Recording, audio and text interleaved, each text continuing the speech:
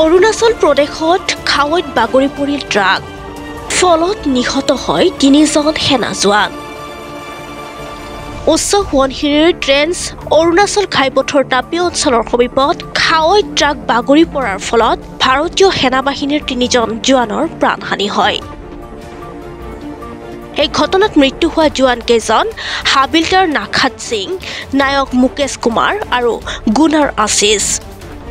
ভাৰতীয় সেনা আৰু স্থানীয় কৰ্তৃপক্ষই মৃতদেহ উদ্ধাৰ কৰাৰ লগতে পৰিস্থিতিৰ বুজ লৈছে এই কাণ্ডই অঞ্চলটোৰ সামৰিক বাহিনীৰ সৈতে জড়িত শেহতীয়া শোকাবহ কাণ্ডৰ ধাৰাবাহিকতা বৃদ্ধি কৰে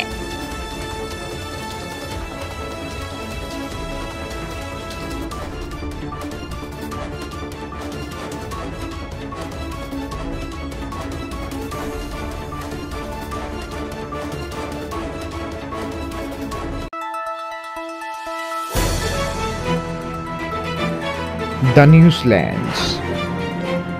অবিৰত তথ্যানুসন্ধান আপোনাৰ সেৱাত খবৰ সন্ধান দ্য নিউজলেণ্ড